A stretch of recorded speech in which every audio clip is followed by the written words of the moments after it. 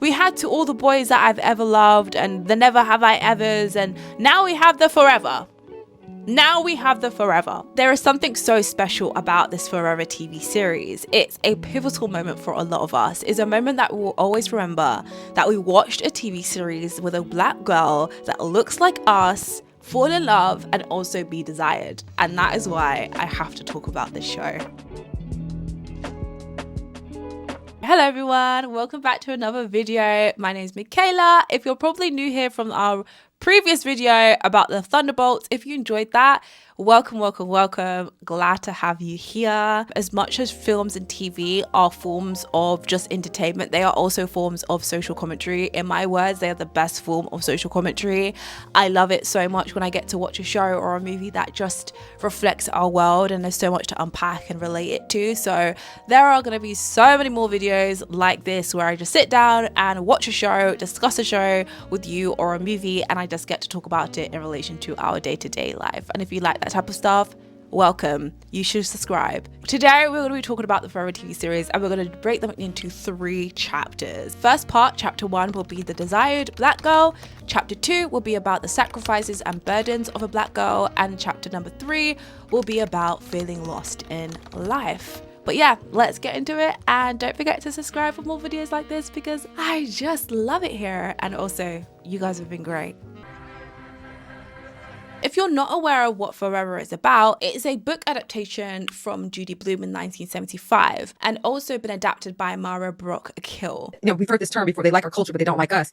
That our culture has been used to benefit other people, and I want our culture to benefit ourselves. The series is about 2 teenagers, Justin, who comes from a wealthy background but also an inspiring basketball player, and Keisha Clark, who is a track star into sport and also a A-star grade student. They rekindle at a New Year's Eve party, remembering that they used to go to the same school in primary school or kindergarten, would you say. They then kickstart their whole whirlwind of their love and their romance in this TV series. It's a coming of age, a young teenage love story that unravels through blocking each other, through navigating communication styles, from touching on Justin's ADHD. Every single thing that they touched on, every single topic was so clear. They wanted to touch on ADHD, they wanted to touch on family dynamics, they wanted to touch on academics and career, and they wanted to touch on teenagehood. They wanted to touch on all of it, and it was just so clear, and I loved it. I definitely felt like the TV series was very slow in the beginning. The first 2 episodes felt very awkward and slow for some reason. It was just very annoying to watch. I wanted them to sometimes speak when they weren't speaking, but I think again it was intentional, and that's fine.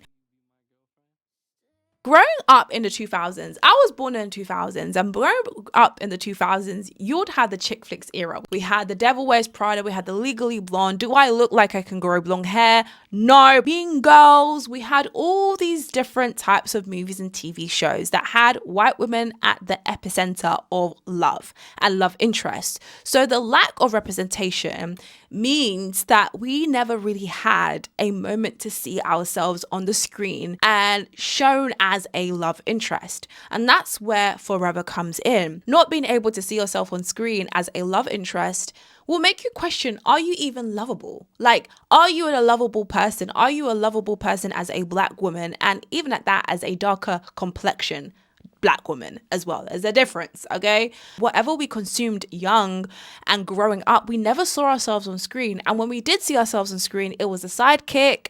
It was a woman of a bigger size. She was very flamboyant. It was just very distorted, stereotypical black girl that we have seen on our screens. And we all know what that looks like. I didn't expect for there to be a demand in black love stories that are coming of age as well. I haven't seen too much of that lately. Yeah, so it was something that I was like, okay, I really want to be vulnerable and be intimate and show what that looks like on young black people. And I think that's why we loved Wattpad growing up, because growing up, we didn't have black love stories. We had black love stories only on Wattpad. I remember there was one book I read.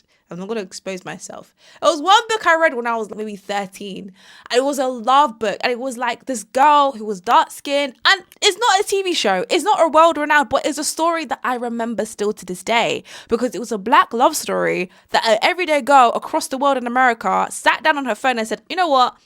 There's no love stories about black people, but let me create one now. And remember that book did so well on Wattpad. It was a crazy space for a teenager, but it was a special place at the same time. You got to see relatable love stories as a Black person, for sure. You got these relatable stories that people, just everyday girls, were like, you know what, I just want to write a book because there's no book out here that is showing Black love the way that I want it to be shown. And now in 2025, we are seeing an influx of coming of age, teenage love stories, Black love stories of darker complexion women being a love interest or being the focal point of a love interest. That is special. Wattpad was the place I saw Black love stories.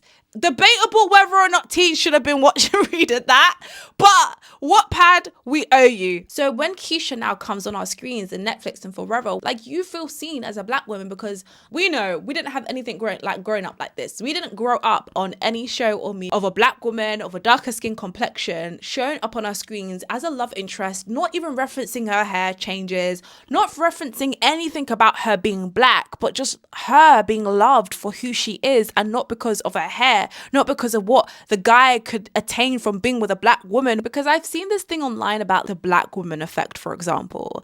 The Black woman effect that you see online always gives us this idea of when you're with a Black woman, the man is just going to change. And you know what, depending on your perspective on it or not, but it kind of comes across like when you're with a Black woman, you like change for the better. This fetish thing, like this, oh, you're desired because of the things that you can gain from being with a Black woman. Or you're desired because when you're with a Black woman, it's like, oh, I was with a Black woman and she did this and showed me this and I got this. And it's like, I don't know. Whereas with Justin and on the series, it just showed us like Keisha was just desired. Like it wasn't because of anything specific. She was just desired. And I think even from her family, the family wanted her. The family wanted her to be the woman that Justin was going to be with. Maybe it was intentional why Justin had no other option, whereas Keisha had the option, but Justin didn't have options. Justin wanted her. And even when, despite the chaos of blocking and blocker, he still wanted her. There wasn't another girl in the picture. There was no other counterpart that could compete with Keisha. Having Keisha as the focal point and the main point and the only point made it even more special, because he had no eyes for anyone else. There was no secondary. It was no option. There was no, oh, should I have it? No, it was, I want Keisha. There is no one else. I just want Keisha. And again, I'm so happy that we have young Black girls looking and watching this and saying, love is real for us. You can experience love. You can have love. You can experience love. Love stories exist for us. Love stories exist for you. Love stories exist for Black girls of darker complexions. Absolutely. And we don't have to be tossed up and down and to and fro with options. Black girls are loved. Absolutely. Period. You're just weeks away from seeing Keisha handling her emotions on screen reminded me of the times where I've had to handle my emotions and be very sacrificial in how I handle my emotions. How do we see Black women in vulnerable environments? Tell me. And so I want our story to go as wide as it can, because through the lens of Blackness, I think there's a lot of healing for everybody. Keisha had to carry a lot of weight on her shoulders.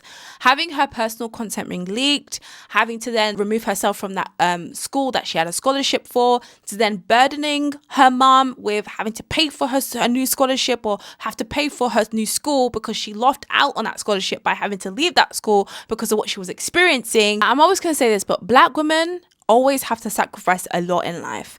And we saw that for Keisha. The way she had to hold it all together just to keep going, just to get into university, college of Howard. It was so hard to watch that she put everything to the side. She will put herself to the side. She will put her mental health to the side. She will put her well-being to the side just to keep going and just to keep, not a fake image, but just to keep her mom at bay. I do love that she's just a young Black girl just trying to like find her way in such like a very elegant kind of way, just dealing with trauma.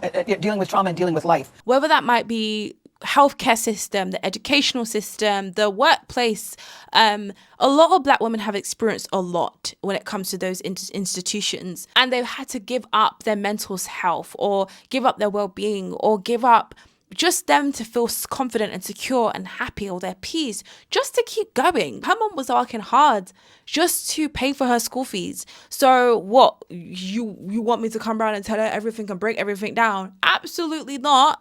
I'm not going to do that to my mama. Period. The strong Black woman is a lie you've been exploring through all of your work. And I know what I feel that you mean by this. I don't want to put words in your mouth, so I want to just ask you, what did you mean by this? Well, even like this idea of who we've had to be in order to survive America. We have bought into that idea as our identity, as our personality, as how we are. We don't even understand that some of the things that we are buying into is not human. We have so many stereotypes, but just to list a few, we have the angry stereotype, we have the masculine personality traits, we have the strong Black woman, we have the independent woman, we have the sassy woman, we have the hypersexualized woman, we have the disregarded in society, meaning anything that we raise is not really being taken seriously. And I think that's why it played into the stereotype of being the strong Black woman. I would have loved her to be softer and being able just to let go and to speak to her mom and to open up and share what was going on, not to hold everything together. But that's not reality. The reality is a lot of Black women have to hold it all in together, have something to do. They have to, keep going. Their mum is trying. Everyone's trying. You have to keep going. You don't, that's not reality. And it's kind of this wishful thinking, but also hopeful thinking and hopeful thoughts that I have for Black women society, that we can put our walls down. We can open up. We can share our struggles. We can share what's going on. But reality is we're not there yet. Because when you do, people just throw it back at your face again. Anyway, I just don't feel like we're there yet as a society for Black women to be vulnerable and also be accepted. I think vulnerability as a Black woman, it just exposes you to so much instead of actually causes people to come in to support you. I think it exposes us way more than it actually helps us, in my opinion. Keisha, I mean, what about her? You've got a lot of... The one relationship dynamic that I absolutely adored is between Justin's mother and his father.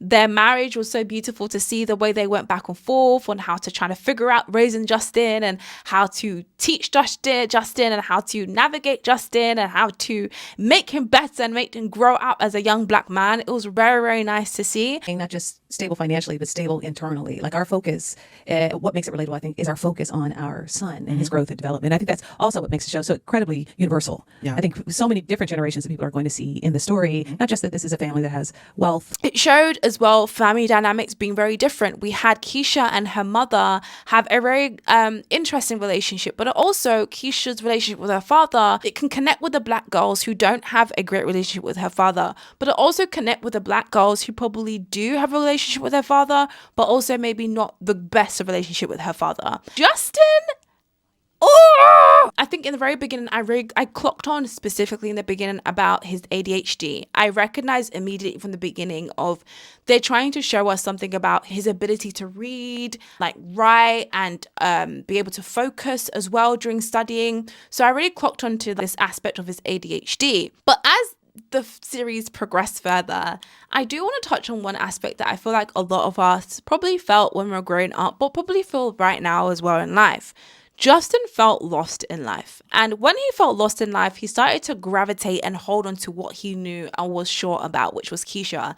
I can't lie, it got a little bit possessive, in my opinion. It felt a little bit possessive at one point, where it was like he was overdoing it at one point, where I was like, Justin, chill, stop it, don't become that guy, please. I don't want the series to become that. I loved how they showed this complex, hard period in life where you're a teenager and you're trying to figure out what you're doing with your life. You're trying to figure out everything. You're trying to figure out where you're going, what you're doing, what's right, where do you go? There's one big life decision. Do I go uni, college or not? Where do I go? What do I do?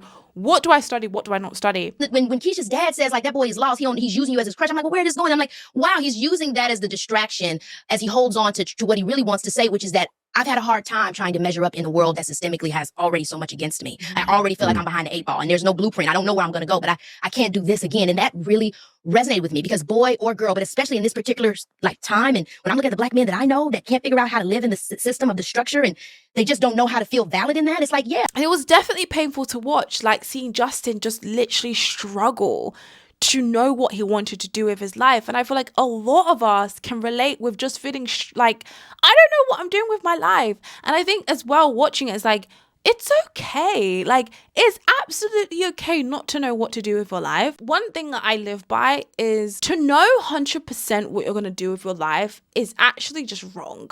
I rather not know 100% what I'm doing with my life than to know what I'm doing 100% with my life. When you're so sure and so sure about something, you kind of miss other opportunities or the period of exploring or the period of figuring out different things or exploring different things. And I think that's why a lot of Black families, previous generation before us saying, you know, we want you to be doctors and lawyers and pharmacists and engineers because those are guaranteed jobs at the time. Those are guaranteed paths. But now things have changed. Like, it's not the same anymore. So Justin having to navigate this period of what am I doing with my life? He's only, 17, 18? They talk about the modern day woman and how she's a go-getter and how she has a job and how she has all of these things and wants and desires and how she chases them, but they never talk about the teenage version of her. And so with Keisha, she's the teenage version of that. What you're doing at 18, 17 is not what you're going to be doing at 25. And what you're doing at 25 is not going to be the same thing what you're doing at 35.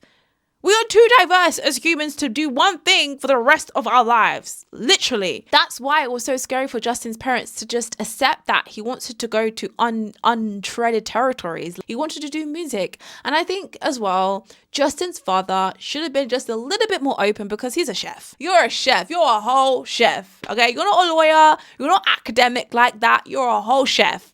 And I think that's why Justin's father, in my opinion, should have been just a little bit more open and a little bit more receptive to him because he didn't go down the traditional route either. I just feel like everybody has this thing in life of, I need to know what I'm doing in life. I need to know. I need to be clear. It's okay not to know. I've tried and tested so many things in life. I kid you not. I have started a magazine. I did YouTube when I was younger. I started a business at what point. Trialing and testing and going through different seasons and figuring out what you want to do. That's part of life. And I think whenever you get to a point where you 100% know what you're doing for the rest of your life, just know you've limited yourself. You limited yourself to fit this narrow road in this narrow place, but you just don't know what would happen in 2 years. The pressure to figure out everything, as Justin was trying to figure out everything, it's okay. It's absolutely fine. It is 100% going to be a classic, and that is undeniable in my opinion. I'm very, very interested to see your thoughts because that is why I upload these videos, to see what everyone has to say and what your experience is with watching it. If you haven't watched it, please go and watch it because, as I said, it is going to be a classic. It is a classic already. And in 15, 20 years time, we will be still talking about this series. Comment down below your thoughts, your opinions, your additional commentary as well, because I know we can't deep dive everything. I will see you in the next video, guys. I hope you enjoyed it, and I will see you soon.